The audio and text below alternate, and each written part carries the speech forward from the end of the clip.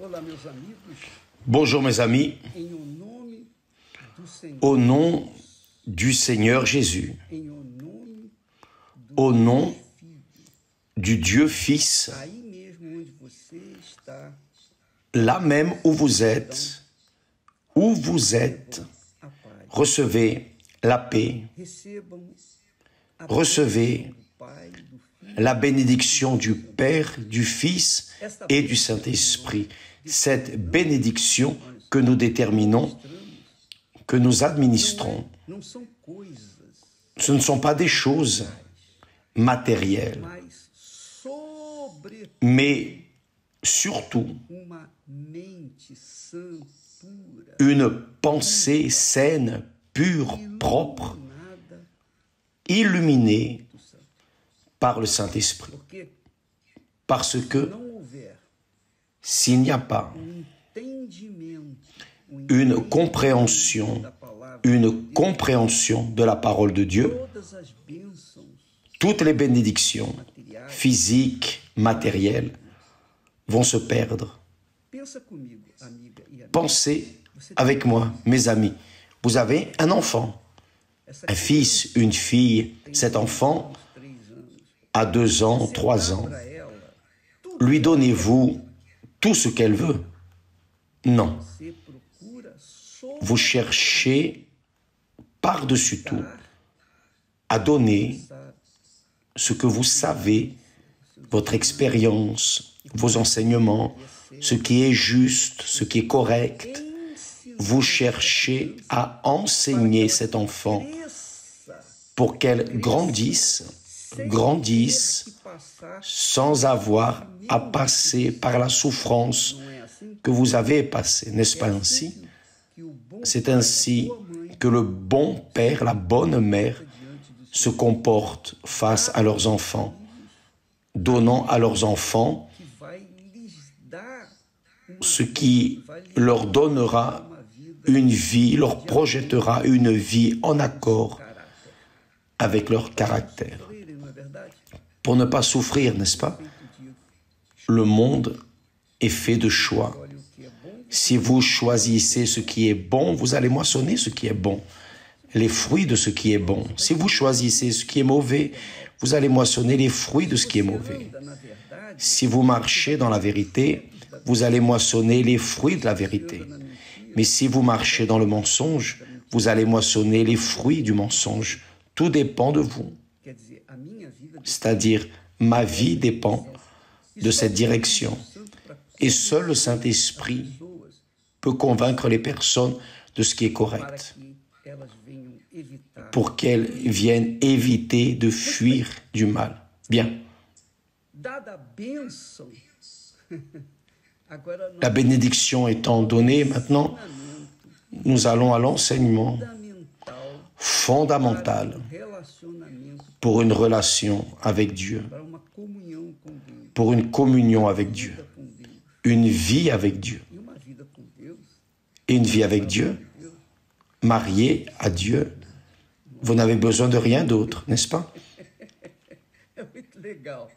Então, eu queria que Donc, você soubesse o seguinte, j'aimerais que vous sachiez la chose suivante. Beaucoup de personnes, peut-être vous êtes l'une d'entre elles, beaucoup de personnes qui n'ont pas reçu le Saint-Esprit, n'ont pas été baptisées du Saint-Esprit. Donc vous ne connaissez pas le Seigneur Jésus, parce que c'est comme il est écrit, tem o Espírito de Cristo, qui n'a pas l'Esprit de Christ pertence a ele. ne lui appartient pas. Você não conhece Jesus, Donc vous ne connaissez pas Jésus, vai na igreja, você mais vous allez à l'église, a sua fé, vous professez votre foi, batizado, vous avez déjà été baptisé dans les eaux, até várias vezes, você peut-être même plusieurs fois, vous êtes fidèle dans les dîmes, dans les offrandes, vous avez même reçu des bénédictions, mais pontuais des bénédictions ponctuelles, das bênçãos. mais non la bénédiction des bénédictions. Parce que la bénédiction des bénédictions, c'est le Saint-Esprit. Do nosso Il est le parfum de notre Seigneur Jésus en chacun de nous. Donc, veja só por que voyez bien pourquoi est-ce que peut-être vous êtes l'une de ces personnes qui est à l'église depuis longtemps, como uma mais vous êtes comme une drachme perdue. Vous êtes dans la maison, mais perdu. Perdu. Donc, j'aimerais vous parler que, à cause d'un fait que vous n'avez pas pris en considération, une parole, un enseignement du Seigneur Jésus, que vous n'avez pas beaucoup considéré, vous êtes comme la drachme perdue. Pourquoi, évêque? C'est la chose suivante. Beaucoup de personnes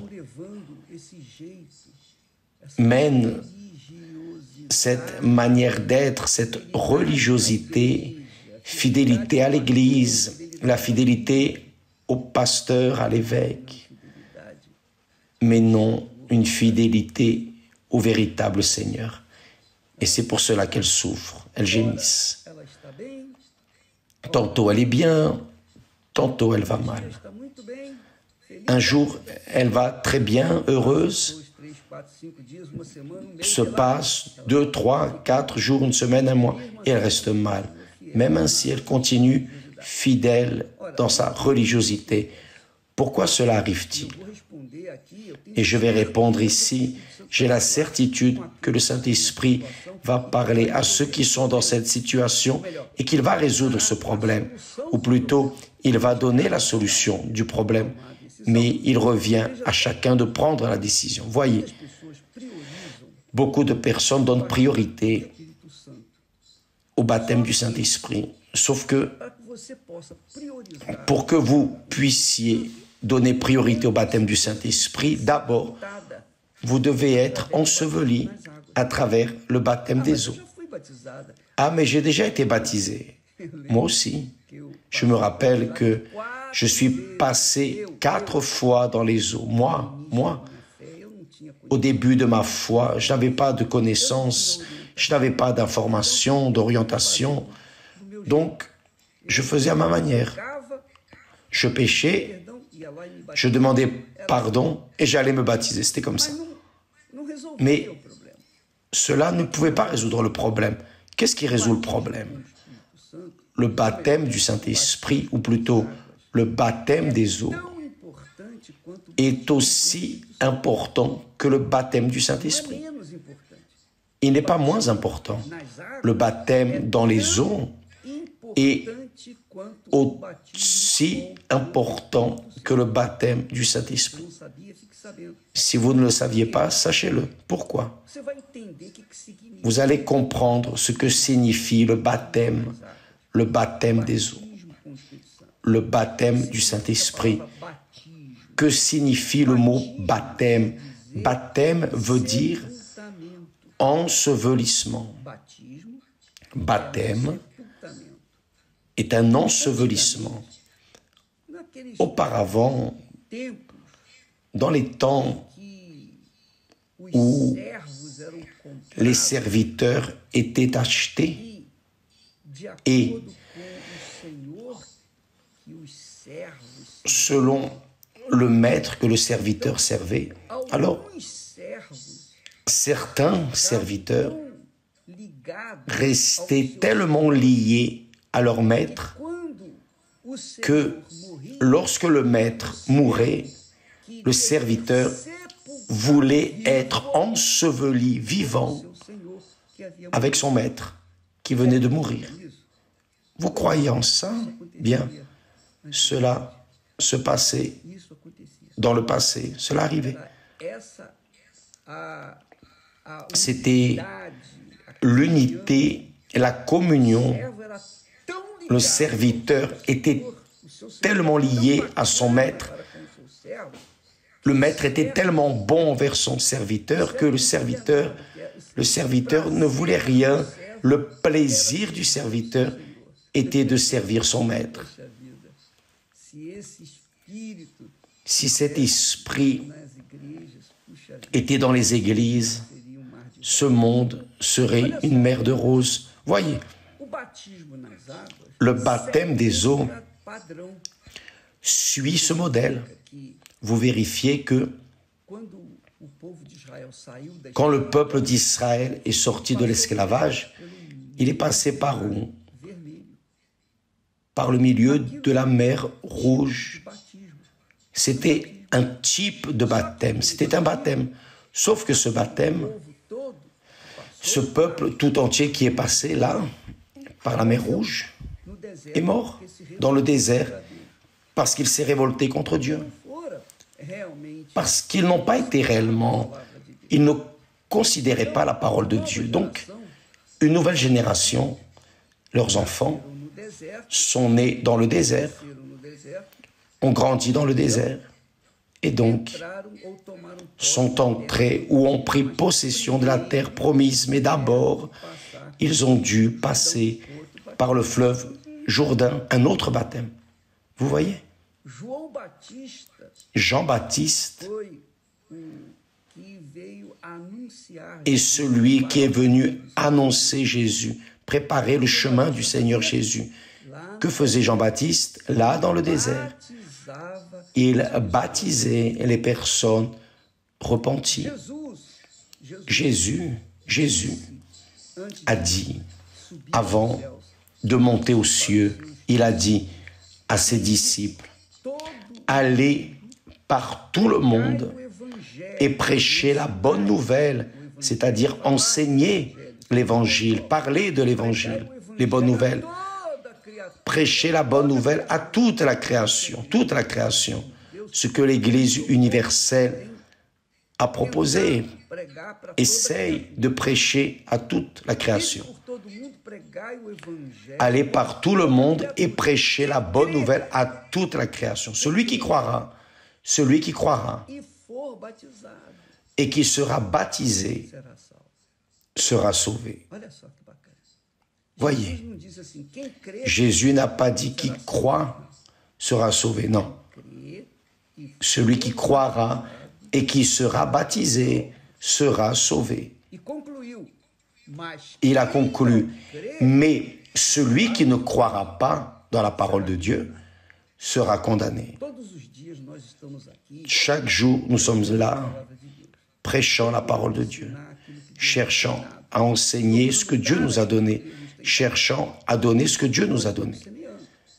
Nous sommes en train de semer, nous prêchons, nous enseignons. Bien sûr que beaucoup de ceux qui nous écoutent, nous suivent, d'ailleurs, n'ont même pas eu une rencontre avec le Seigneur Jésus, peut-être baptisés dans les eaux, mais n'ont pas reçu le Saint-Esprit, le baptême du Saint-Esprit. Pourquoi n'ont-ils pas reçu le baptême du Saint-Esprit? Parce qu'ils ne sont pas morts, n'ont pas été ensevelis avec le Seigneur Jésus, n'ont pas été ensevelis, ils sont vivants.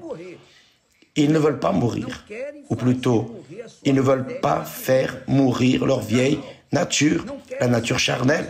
Ils ne veulent pas ensevelir leur volonté, leurs caprices, leur vanité, leurs désirs, leur volonté. Ils ne veulent pas abandonner leurs projets personnels. Comment une personne qui veut continuer à vivre dans la chair, être baptisée du Saint-Esprit? C'est pas possible, c'est pas possible. C'est impossible. Ça ne sert à rien. Vous pouvez faire des jeûnes de Daniel, vous pouvez sacrifier, vous pouvez donner votre offrande, vous pouvez donner tous vos biens, vos maisons, vos propriétés, tout ce que vous avez sur l'autel. Mais si vous ne mettez pas votre cœur sur l'autel, ce que Dieu veut, il veut votre cœur, mes amis, qui est votre âme, qui est votre désir, votre volonté, votre chair, l'âme symbolise aussi le cœur symbolise la chair, l'âme symbolise la chair. Donc, quand la personne se baptise dans les eaux, son cœur est enseveli avec son maître, spirituellement, bien sûr, spirituellement, par la foi, par la croyance, que seul le Saint-Esprit peut faire la personne comprendre. Qui n'a pas d'intérêt ne va pas comprendre. Qui n'a pas soif ne va pas boire. Seuls ceux qui véritablement sont désireux, je veux Je veux mourir, je veux ensevelir ma chair, mon corps spirituel, qui est mon âme. Je veux l'ensevelir avec mon maître. Je ne veux plus vivre dans ce monde. Je renonce à ma vie, je renonce à mes projets, je renonce à mes rêves, je renonce à toute chose qui m'appartient. Je veux tout mettre sur l'autel. Donc, la première chose qu'elle fait, c'est se dépouiller de son corps, de sa vieille nature. Vieille nature. Tant qu'elle est âme vivante, à l'exemple d'Adam et Ève, et tous les êtres humains, elle n'aura pas le Saint-Esprit. Elle doit être esprit vivifiant. Elle doit être esprit vivifiant. Et pour être esprit vivifiant, l'âme vivante doit mourir. C'est la chair. Et cela n'arrive que dans le baptême des eaux. Ce n'est pas une force de volonté que la personne dit ah, « je vais cesser de faire ceci, je vais cesser de faire cela ». Non. C'est mourir. Quand la personne est enterrée, c'est fini, c'est fini. Elle ne vit plus pour elle. Elle vit en fonction de la volonté de son maître. C'est pour cela que dans les temps anciens, le serviteur était tellement loyal, fidèle envers son maître, qu'il voulait librement, il n'était pas obligé, non, librement, de sa propre volonté, il voulait être enterré avec son maître. D'ailleurs, l'un des chapitres que nous passons de Riche et Lazare, dans le feuilleton de Riche et Lazare, l'un des serviteurs, lorsque son maître, Nebuchadnezzar, est mort, il a été enseveli avec lui. Là, dans le feuilleton enseigne beaucoup de choses que vous avez besoin de savoir.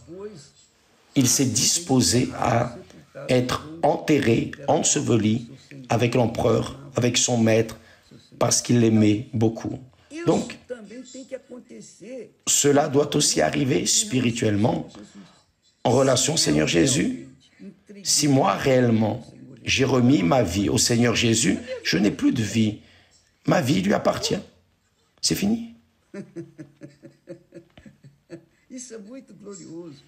C'est très glorieux, donc ça ne sert à rien que la personne veuille le baptême du Saint-Esprit si sa chair est encore vivante en couleur. Oui ou non? Elle doit mourir. Pour avoir une vie nouvelle, vous devez renoncer à la vieille vie. Vous devez laisser tout votre corps, toutes vos choses charnelles ensevelies là, dans le baptême des eaux. Le baptême veut dire ensevelissement, je répète. Comprenez cela.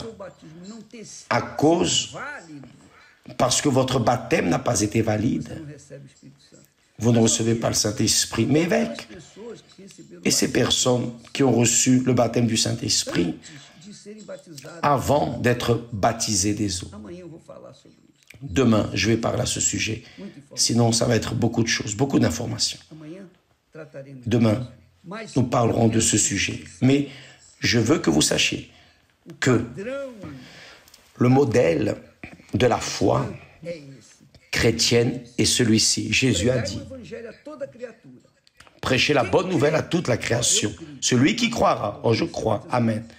Donc, il doit être baptisé. Il ne faut pas seulement croire, il faut croire et être baptisé. Il faut croire et ensevelir la vieille nature, les péchés, le passé, tout mettre à zéro. Là, oui. Une fois que vous avez mis tout votre être sur l'autel de Dieu, tout votre cœur, là, oui, le Saint-Esprit vient sur vous. Parce que, en relation à cette foi, mes amis, c'est comme Jésus dit, le Père ne nous donne pas le Saint-Esprit avec mesure.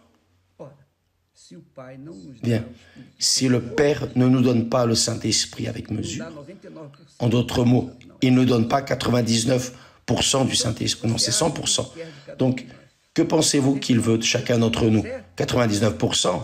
Non, ça doit être 100%. C'est tout de nous pour tout de Dieu. Qui croit est enseveli, sera sauvé. Qui ne croit pas, a dit Jésus, en concluant, celui qui ne croira pas sera condamné. Que Dieu vous bénisse tous. Et n'oubliez pas, si vous êtes une drachme perdue, ce dimanche, nous prierons dans toutes les églises universelles. Nous ferons une grande chaîne en faveur de prière, en faveur des drachmes perdus, pour que nous venions les trouver ce dimanche dans toutes les églises universelles. Mais n'oubliez pas, faites attention. Cette attitude du baptême doit être personnelle. Ce n'est pas parce que je parle ici du baptême des eaux que vous dites « Ah, c'est une bonne idée, je vais me baptiser ». Non, vous devez vouloir. Parce que dans ce cas, le baptême dans les eaux n'est pas une chose « Ah, je suis mort, la personne m'enterre comme elle veut, le peuple m'enterre comme il veut ». Non. Vous devez demeurer vivant et conscient. Parce que c'est un baptême personnel. C'est quelque chose que vous voulez, désirer. Je veux être enseveli avec mon Seigneur. Je veux. Ce n'est pas baptiser simplement pour accomplir une obligation religieuse ou accomplir une doctrine chrétienne. Non. Vous voulez vous baptiser parce que vous voulez réellement être enseveli avec le Seigneur Jésus pour ne plus continuer à vivre dans cette chair maudite qui vous a fait souffrir chaque fois plus. Oui ou non? Que Dieu vous bénisse. Alors à demain, nous traiterons de ce sujet. D'accord? Que Dieu vous bénisse au nom de Jésus. Amen.